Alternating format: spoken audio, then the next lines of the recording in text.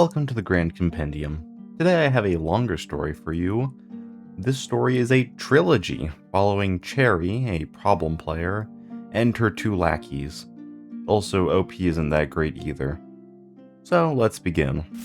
The first part of our trilogy is titled The Bloody Saga of Cherry, the Drow Cleric, Part 1, The Rise of Cherry. I was part of a westmarches server that used DeviantArt and Discord. Members would post character sheets and art to the DeviantArt group while they socialized, roleplayed, and ran sessions on the Discord. We played 5th edition Dungeons & Dragons, where we all had player characters, and the moderators, sometimes players approved by the mods, would run games for interchanging parties that went between 4 to 5 players, out of at least a total of 30 in the whole server. I was there for several years until I was kicked out with 3 strikes to my name. To put it out on the table early, my strikes include making NSFW comments towards someone's female OC in a drawing that the artist didn't want to be sexualized, and another in a VC. I offhandedly mentioned a hentai in a conversation with a few people, with a third party in the chat finding the topic uncomfortable. OP, you're already off to a bad start. For the record, I don't blame some of the mods for kicking me out, nor am I resentful towards any of the players. I'll reveal why I said some later. My time after getting kicked from the group gave me a chance to grow and reflect as a person. I bring this up because the stuff that I did, which I don't believe I'm innocent of, pales in comparison to the problem players of the story. I'm going to change the names of the characters involved to protect the innocent. Let's start with my character, Harry, an anxious, compassionate, and idealistic bookworm of a tiefling lore bard with a strong proclivity for magic and music. He had a love for romanticized stories of heroes and princesses, and started adventuring to help people like in the stories he read. Harry's soul was being vied for by a devil, but every proposal it offered was met with rejection. And so far Harry had yet to kill a single enemy. This detail will come back into play later on. One of his first sessions was to deal with a kobold problem in a small village. The kobolds were stealing precious items from the village, and the town's gnome cleric went missing after confronting them. So the job was to find the kobolds and get the gnome cleric and the items back. Harry was joined by 4 other characters. Iris, a kobold wizard, who was also a shy nerd and a first-time adventurer. He wanted to solve the kobold dispute peacefully since they were his kin.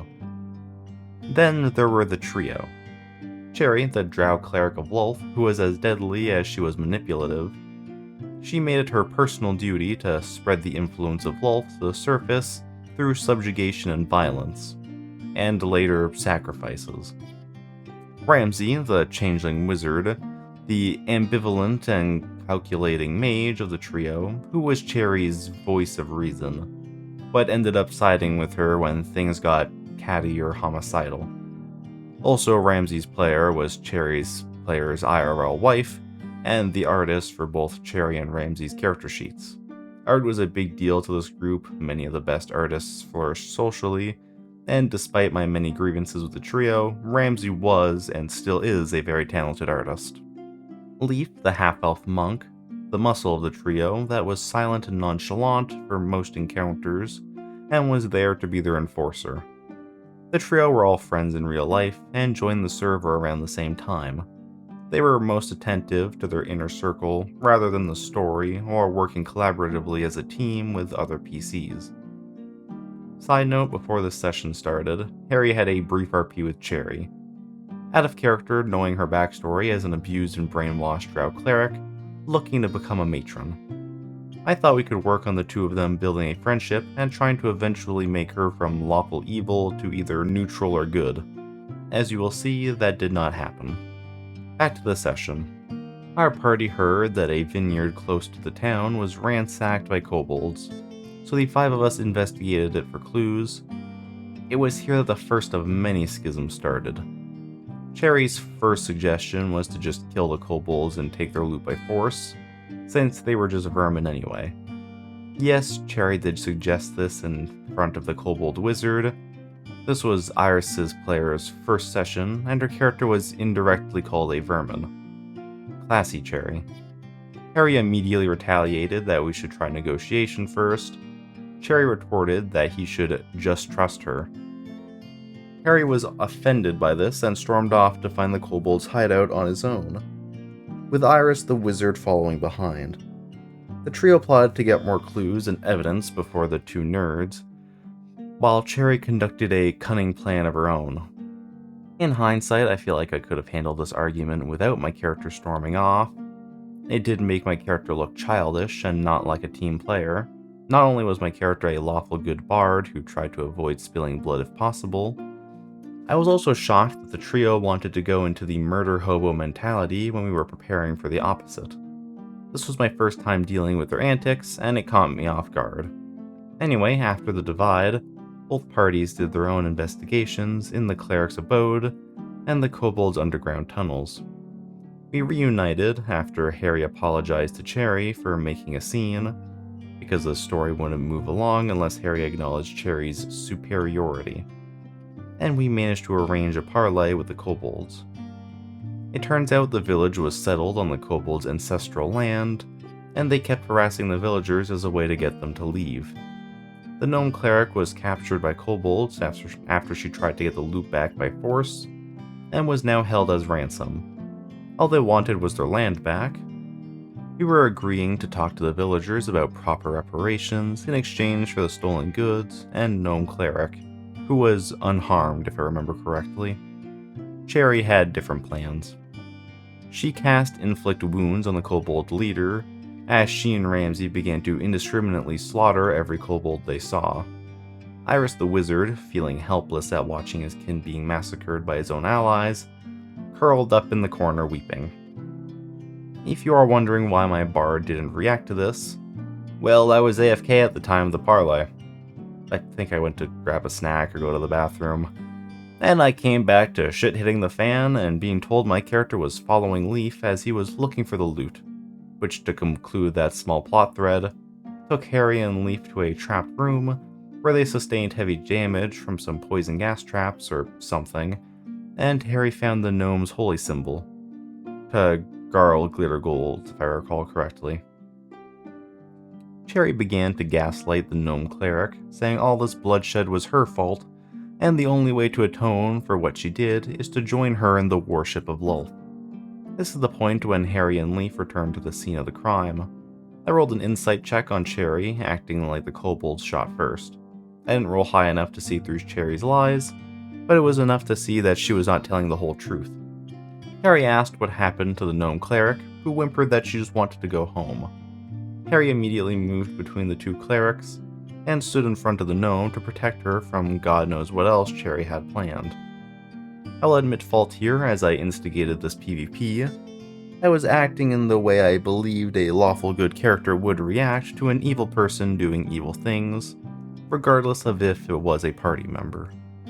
Harry cast Vicious Mockery on Cherry, which she passed, and then she and Ramsay began to turn their gaslighting towards Harry, belittling his naive pursuit of right and wrong when it comes at the expense of the party, putting the town at risk for his own ego and black and white morality, yada yada yada. In reality, she just wanted him to hand over the gnome's holy symbol so she could force her to enact her plan and corrupt her to Lulth's side. Whatever they said, Harry didn't move. Attack or speak further, he just stood in front of the gnome, staring sternly at Cherry. That was until Leaf snuck up behind Harry and knocked him unconscious with a quarterstaff to the back of the head. Harry remained out of commission for the rest of the session. With Harry out of the way, the trio continued to slaughter or capture every kobold they came across, including going to the nursery and butchering all the eggs they saw.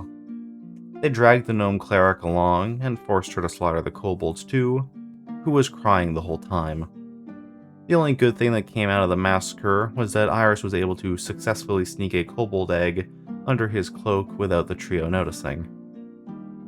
That little egg hatched and became an NPC kobold little girl that Iris and Harry pretty much raised together, but that's a story for another day. Once the bloodshed was done, Cherry enacted her cunning plan. The trio tied every captured kobold to make a makeshift pyre, and Cherry demanded they worship Lulth or be sacrificed in her name.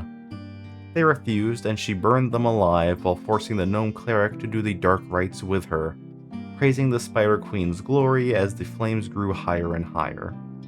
The GM had no idea how to handle this turn of events, and wanted the session to wrap up fast. We played for about 4 hours, and I think she had some errands to run, if I remember correctly. So she just let the trio win. Cherry's player wasn't happy with the ending of the session. I'm guessing because they expected more resistance. So the trio roleplayed a new ending where there was more interpersonal drama and trust issues between them. Cool, but did it have to stem from a kobold genocide and corrupting an innocent NPC? Not to mention traumatizing your fellow players. The session ended with everyone getting the reward, except Harry. He refused to take gold for this job on principle. Getting money for a parlay gone wrong and getting knocked out by his own crew didn't sit right with him after all. He instead did what most bards do and wrote a sad poem about his trauma, which the players of the trio immediately laughed at. This was my first session with the trio, and what a session it was. For those of you wondering why we didn't vet these players first in the session 0 or something to get intentions of the players, unlike a campaign, westmarches servers are more of a crapshoot of whichever players are available at the session time.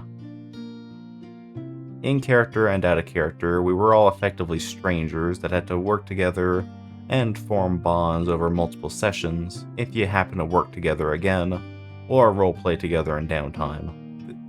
That didn't happen with the trio because they had their own inner circle and were very picky about letting outsiders into it.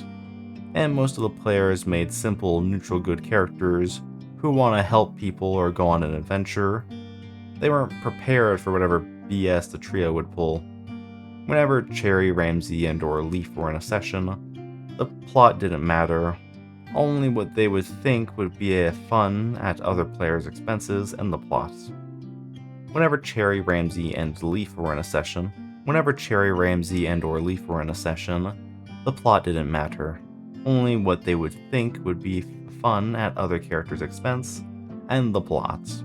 I wasn't perfect in this session either. Like I said, I was AFK a bit, split the party and started PvP even if it was brief. But was I a bigger asshole than the trio? That's up to you to decide. Hopefully this first story out of 3 was entertaining for you all.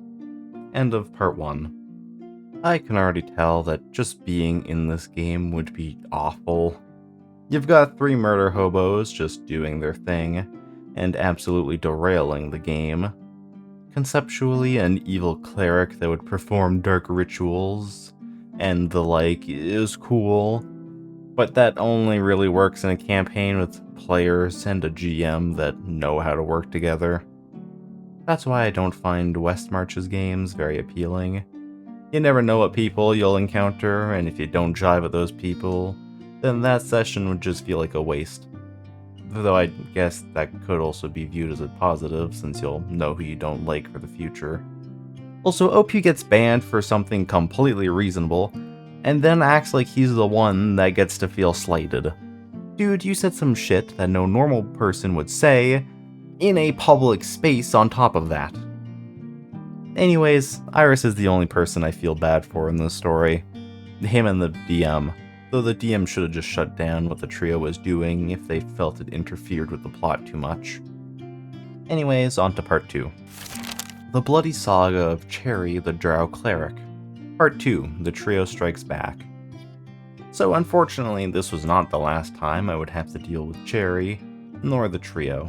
In fact, my second session with them was so infuriating that I nearly quit the server. The PCs were Harry and the trio, but we had a different GM. Our quest was to go to a village in the snowy region to investigate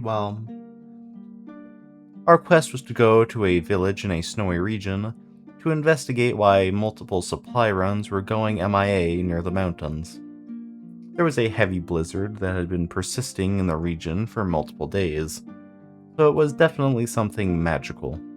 Our job was to find the source of the blizzard and stop it so the village can get their supplies without delay. Two of our characters learned how to drive a dog sled and made their way to the mountains. The trio ignored Harry for the most part and went on with their catty insult banter towards each other. Imagine the plastics from Mean Girls with magic and a kobold murder streak. That is going to grow larger by the end of this session. We made it through the blizzard after succeeding a few constitution saves, and parked our sled dog near a tree at the base of the tallest mountain. I'm not sure how he figured it out, but we were able to deduce via Arcana check that blizzards that last this long tend to be regional effects of white dragons, and all signs pointed to one residing close to the summit of the mountain we were directly under. We venture up the mountain until we spot an open cavern. Inside, we notice multiple small draconic figures walking about on two legs, kobolds, and they seem to be guarding the dragon's lair. I suggest a plan to distract the kobolds with Harry's minor illusion to draw them away so we could sneak in. The trio opted for plan B, rush straight in and murder every kobold they see, keeping up the streak of committing atrocities nobody else wanted but them. We all rolled initiative, and we got a surprise round. Unlike last time, these kobolds were actively trying to harm Harry, so he had to fight to survive. But if he could help it, he didn't want to kill them. That did not happen. Harry managed to roll a nat 20 on a light crossbow attack. What I didn't know at the time was ranged attacks always usually do lethal damage. Hindsight's 20/20, I guess. But also, in this GM's ruling, a nat 20 is also always lethal too, which is a ruling I don't care for, but I digress. A bolt went straight through the torso of one of the white kobolds, and Harry watched in horror as the blood from his first kill spread along the ice and snow. As I roleplayed that Harry felt like a horrible person, Cherry's player chimed in, "Why do you feel so bad about this?" I explained that Harry was 19 years old and this was his first kill, and on top of that, his victim was a kobold, just like his friend Iris, the wizard.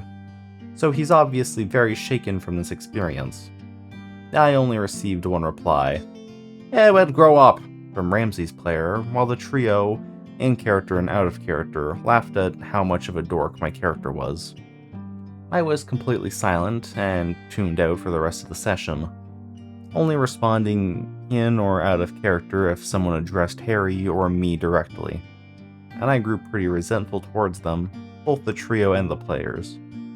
I was half tempted to have Harry go back down to the base of the mountain while they were busy killing the kobolds, take the dog sled back to the village, and abandon those assholes to their fate. Alas, I am a trooper, and decided to stick with the story to not make things difficult for a first-time GM. Besides, I don't think Harry is callous enough to leave fellow adventurers to freeze to death, no matter how monstrous he thought they were. We continued to investigate the cavern, and Harry found an egg holder with a winter wolf's pelt inside, implying the kobolds reared the white dragon from an egg and began to worship him as some kind of king. We also found some cold jerky, basically what little remained of the supply runs that fell victim to the dragon. We venture further into the cavern until we see a large icy den with an open ceiling leading out to the blizzard. Resting within was the culprit of the storm, and the disappearances, a young white dragon. Our party was level 3, so rushing into combat was off the table, so the trio decided to do a plan that required a degree of subtlety. On Cherry's terms, of course. Cherry asked Ramsey to cast Comprehend Languages on the two of them, and she would go to parley with the white dragon, now that she could both understand and speak Draconic. Never mind the fact that that's not how Comprehend Languages works.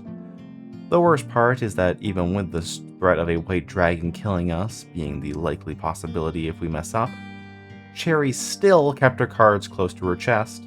She told the party to trust her and walked ahead on her own. So as Harry, Ramsey, and Leaf waited behind the entrance for some kind of signal, Cherry talked to the white dragon about joining forces and taking over the world. The only one who could understand this was Ramsey, who did not care to inform any of us about this development. While this was shocking for me, I wouldn't mind if this exchange was only a couple of minutes before we moved along. This conversation between Cherry and the White Dragon lasted over an hour in real time. An hour of plotting and scheming and going over the same plots and schemes over and over again, while the rest of us just sat back and waited for something to do. Maybe I wouldn't be so mad if it wasn't just Cherry doing all the talking, and we all could engage in this conversation with someone acting as translator. But that didn't happen. Cherry's player wanted to play a character that was all about secrecy and lies, and expected everyone to just be cool with it. All Harry and the other two could do was twiddle our thumbs while Cherry got to hog all the spotlight. And guess what? None of that mattered since the dragon had no interest in working with her. Or maybe Cherry just didn't meet the final charisma check to charm the dragon to her side. I don't remember it in great detail. And attacked her on the spot. Cherry got upset by this sudden but inevitable betrayal, and combat began. At least now someone other than Cherry gets to do something. On Harry's turn, he pulled out the winter wolf pelt from his pack and displayed it to the dragon. This is the only moment that made this session worthwhile for me. Harry called out to the dragon. "The kobolds outside took care of you with this. Does that mean anything to you? Do you feel anything for them?" The dragon snarled in response. "Not even a little bit." In a fit of rage, Harry lashed out at the dragon with a second-level dissonant whispers. The dragon failed his wisdom saving throw and tried to desperately fly away from the scrawny tiefling, but to no avail. That's just a great mental image. In the end, we managed to kill the dragon, stop the blizzard, and save the village. We went back and collected our rewards, and the session came to an end. Coincidentally, I had reached the end of my patience with the server, as I was sick of the bullying and toxic behavior from the trio, both in character and out of character, and I was planning to leave the server altogether. I told Iris's player about what happened, and she convinced me to stay, as she had a lot of fun with our PCs being homies and would hate to see me go. This made choosing what to do complicated. You see, I'm a big people pleaser, and I have a hard time confronting other people on their BS, as my natural instinct is to assume I'm in the wrong and need to better myself for everyone to have fun. This is what I was dealing with in regards to the trio, both rage at how dickish they were, but also second-guessing myself that maybe the players aren't so bad, and I just have to get to know them better. My second-guessing won out. So I stayed in the server, and on some level I'm glad I did. I made a lot of good friends, and was part of some cool stories, and even ran a cool series of sessions relating to Harry's biological family being part of a devil-worshipping cult that had to be defeated. My time there helped me grow into a better player and GM, and also left me so traumatized that I feel like I became a worse one.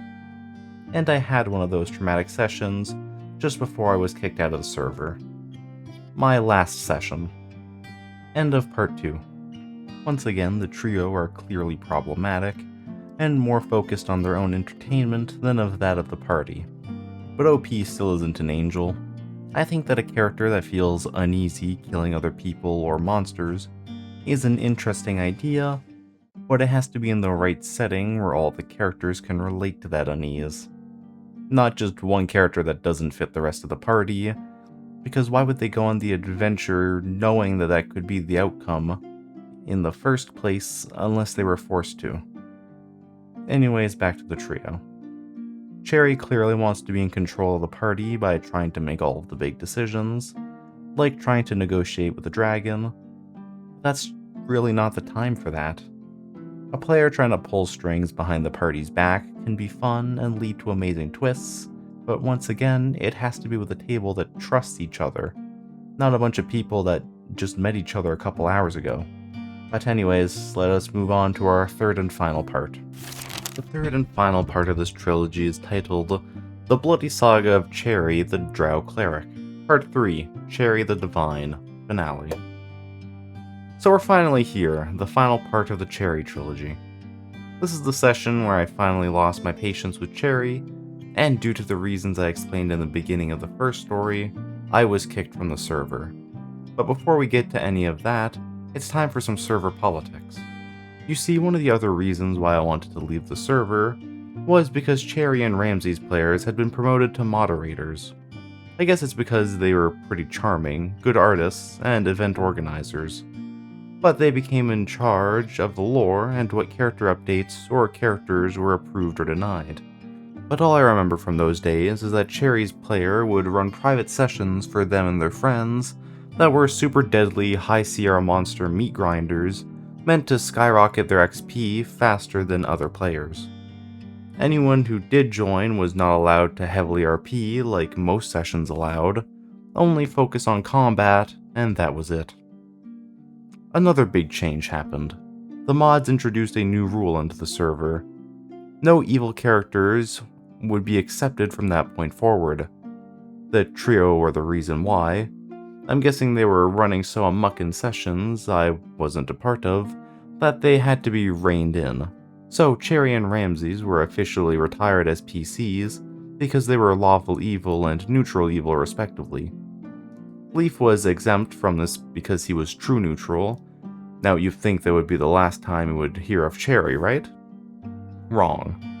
For some reason that I can't fully recall, Cherry had made some kind of eldritch/demonic pact with an otherworldly being and gained an abundance of power, becoming some kind of Loki-esque demigod figure that would go around fucking with PCs that she would rope into her games. One of these games of hers would be my final Cherry story, and also my final session with the server. This session was being run by Cherry's player, which made me a little concerned, but I needed the XP because Harry was pretty underleveled, so I gave them the benefit of the doubt. The story goes as follows. The party had received a summons to help a mysterious benefactor with a hit on her life. The party includes Harry, a Shadar-kai fighter that I think was a friend of the trio. They got into the server. The party includes Harry, a Shadar-kai fighter that I think was a friend of the trio. They got into the server. An Aasimar bard, a Tempest cleric, an Archfey warlock, a Celestial warlock, and a Vengeance paladin. We all met in an alleyway that revealed a magic door that led to a weird part of town that no one recognized, and we congregated in this large guild hall with a longhouse table adorned with refreshments. It was when we sat down that Cherry materialized, and Harry and I started to get worried. She had a proposition for us. According to her, she suspects a few black-hooded assailants want her dead for reasons that she is unaware of, and needs us to keep her safe as her bodyguards. Every PC with this kind of job, which is basically asking us to take care of a problem she started, she kept pestering us to hurry our decision along like a sleazy car salesman, so the party agreed to help, even Harry. Even if he didn't like Cherry, he couldn't live with himself if he let someone die just because of his opinion of them. Harry's lawful good code of compassion becomes a real ball and chain after a while. So I went to the town square and saw a group of 5 or 6 black-cloaked figures staring at us as we crossed over a bridge. From what we saw, they were heavily armed Shadar-kai, shadow elves. At first we all discussed talking to them to try and smooth everything out, but nothing is ever smooth with Cherry. Out of nowhere, she casts inflict wounds on one of the blackguards. From 30 feet away, mind you, prompting all of them to draw their weapons and the civilians to flee in fear. Cherry disappeared because she was an illusion the whole time, and yet could still cast a spell. Either way, initiative was rolled and a grueling fight began. I don't remember all the details of the fight, but these Shadar-kai were supremely strong, and we only just scraped by with a victory that left many of us bloodied, injured, and the Tempest cleric dead, zombified by one of the Shadar-kai's abilities, and killed again by us. This complicated matters, as we wanted to bring her back to life, but couldn't do so now that she was an undead creature. So the party skedaddled from the self-defense/murder scene to figure out what we could do with the undead cleric. Except Harry. Harry stayed behind to clean up the mess and think of ways to help bring back the Tempest cleric while he tended to the dead. The rest of the party, among The rest of the party told me that was a bad idea, because the guards could come and see Harry amongst an array of Shatterkai corpses. While that was true, I was tired of the constant Cherry betrayals and wanted my lawful good bard to do something that made him and me feel slightly altruistic, even if it was just honoring the dead that didn't need to die. Besides, the alternative is something that would have caused more problems if Harry was there. The rest of the party returned to Cherry with the Tempest Cleric's body, saying that her assailants are disposed of, but at the cost of the Tempest Cleric. While she didn't care for the party's plight, Cherry did have another proposition to put things in her favor. She would bring the Tempest Cleric back to life as a humanoid, as long as they bring all the bodies of the Shatterkai back to her for some kind of ritual and swear a pact/oath to her. In asking why, she said to just trust her. Feeling like they had no other choice, the party lamented and accepted the deal. The Archfey Warlock returned back to the scene of the crime to tell Harry that they needed the bodies. Harry immediately stopped tending to the dead and asked why. The Warlock said Cherry could bring the cleric back in exchange for the bodies. In response, Harry retaliated. No, absolutely not. Do you have any idea what she will do with those bodies? She will sacrifice them to Lolth, her goddess. I've seen it before. The Warlock replied, having his patience tested. We don't have the time to debate this. Can you think of any other way to bring the cleric back? Yes, cried Harry. Going to a local cleric, taking their body to a mage's college, anything but this. Please, I'm begging you not to do this. You can't trust her. The Warlock replied with a cold scowl. If you don't want to be a part of this, you can leave. To which Harry, taken aback and offended, hissed in reply, Fine, before storming off. The GM, Cherry's player for those who needed a reminder, asked if I was really leaving, because that would be leaving the remainder of the session, and I said I was sure. Harry walked away from this madness, and was never seen by any of the party again. At this point, I muted my mic, deafened my earphones, and went on to other tasks, watching YouTube videos or starting my college courses. Was that an inconsiderate dick move? Yeah, absolutely, and I do regret the way I handled it. Looking back, it might have been some PTSD response at Cherry manipulating the party to do messed up shit again. All I picked up from the text channel was that the Tempest Cleric was alive again, and the Archfey Warlock had gained a Hex Bloodstone in his inventory. I could put two and two together from there. Several weeks after that session, I would receive a DM from one of the mods, informing me that I had incurred 3 strikes from anonymous sources, saying I was being inappropriate with fellow players. This caught me off guard, and I was left shocked and anxious that I had upset someone to the point of them not feeling comfortable or safe around me. To save face, I sent a final message to the main channel of the server, stating that I was leaving and I am glad to know and play with the people there that I was happy to call my friends.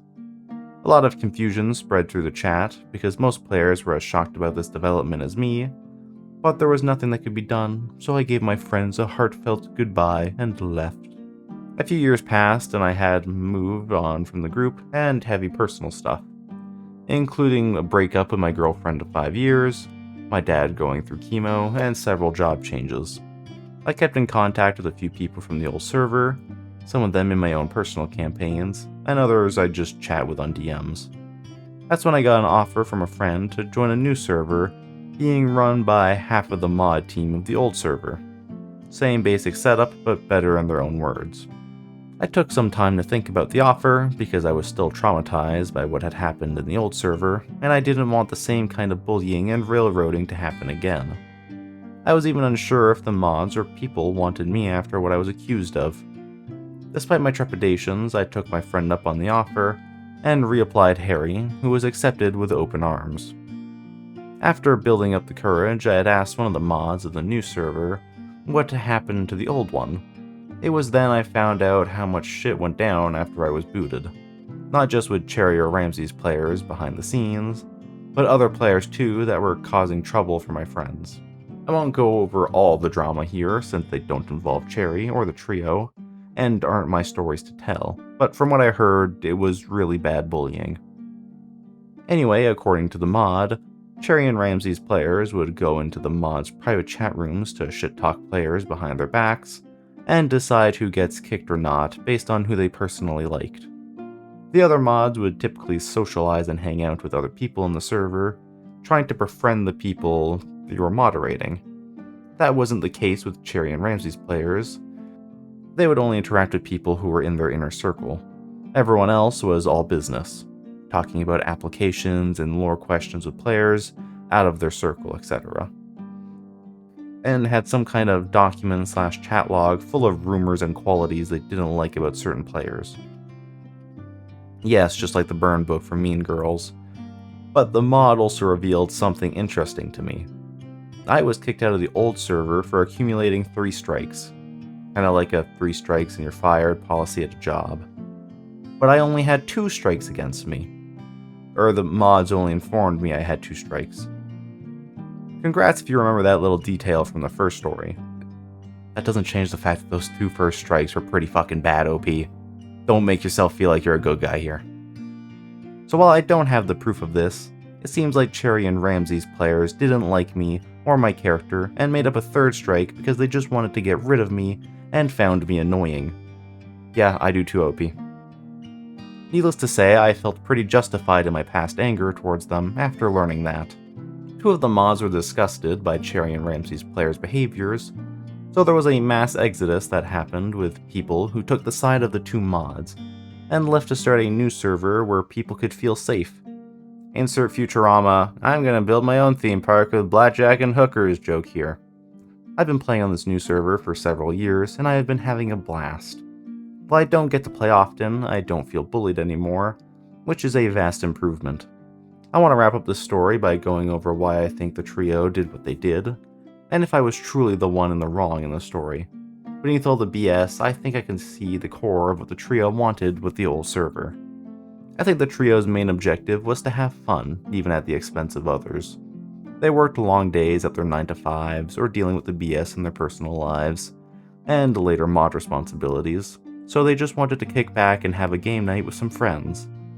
While they could roleplay, they seemed to only be engaged when it came to combat, grinding XP, and interpersonal character drama. And while the last part was apt behavior, it also stuck to the ethos of actions typically having consequences. So this kinda I can get away with murder because I'm a PC attitude didn't quite sit well with the rest of the group. They could do whatever and act however they wanted, and they didn't care about others' feelings or what others thought of them. They made it clear it was their way or the highway, and would shame you if you pushed back. To be honest, I don't know how much the trio took the server seriously. It makes me wonder if they should have just made their own campaign, where they could have the story go however they want. And finally, I want to ask, am I the asshole? At least a worse one than the trio? Like I said before, I'm not totally innocent. I was immature and let my own out-of-character feelings affect my in-character responses.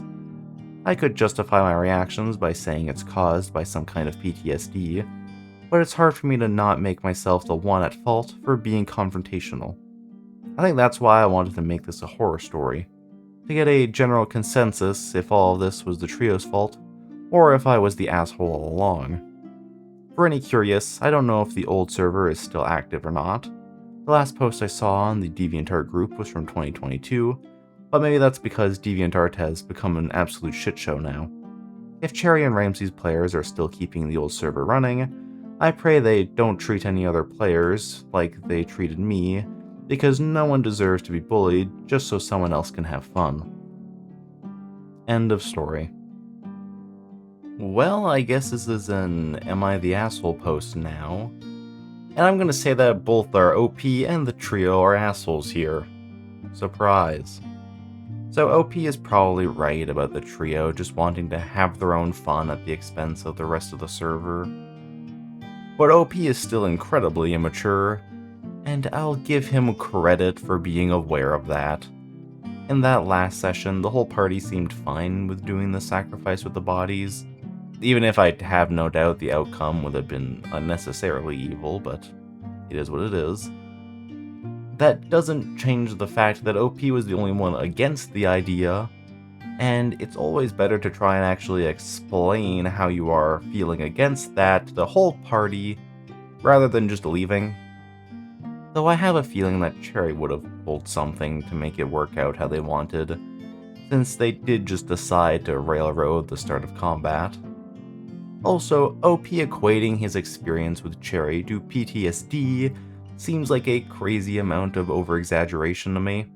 Maybe I'm just being insensitive, and that is always a possibility. But it just seems to me like OP is overly sensitive about anything thrown his way.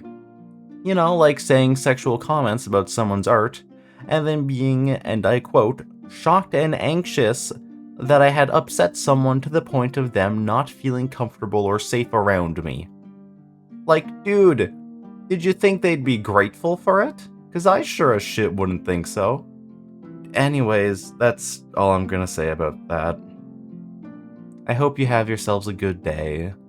If you enjoyed, please consider liking and subscribing, and if you want to watch a D&D actual play without any horror in it, consider checking out our very own Heroes of Valeria.